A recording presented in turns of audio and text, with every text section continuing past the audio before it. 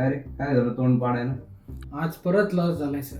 तुम्हाला पण आहे ना 10 वेळा सांगितलं इंटरनॅशनल ब्रिटिशची असताना काही कन्फर्मेशन असताना ट्रेड नका करत जाऊ. कशासाठी केला होता ट्रेड? असं काही मुवमेंटच नव्हती. सर मागे एक झूम मीटिंग अटेंड केली होती सर. त्यांनी सांगितल्याप्रमाणे ट्रेड केला होता तेव्हा थोडासा प्रॉफिट झाला सर.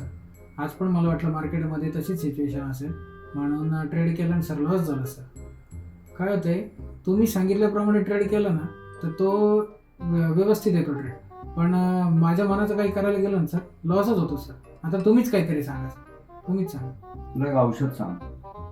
ट्रेड झाल्यानंतर लॉस झाल्यानंतर हे तर कळतं ना काय चुकलंय म्हणून. तुमचे काय होते त्याच मिस्टेक रिपीट होत आहेत. तर ज्या दिवशी लॉस होईल ना आणि कळेल की बाबा ही मिस्टेक आपली ह्याच्या आधी झालेली आहे रिपीट, त्या दिवशी जेवायचं नाही. ठीक आहे, एक दिवस असं येईल एक तर तुझे लॉस बंद होतील, नाही तर तुझी वाढलेली ढेरी तरी कमी होईल. सर तरी पण लॉसेस बंद नाही झाले तर काय करायचं, आरशासमोर उभं राहायचं आणि स्वतःला एक जोरात वाजवून घ्यायची, बोटं उठली पाहिजे. ठीक आहे, दुसऱ्या दिवशी परत लॉस झाला मग 2 वाजवायचे, मग 3 वाजवायचे, मग 4 वाजवायचे. गाल लाल होतील पण अकाउंट नक्की ग्रीन होईल. आणि तरी नाही झालं तर त्याच्यावरती पण इलाज आहे.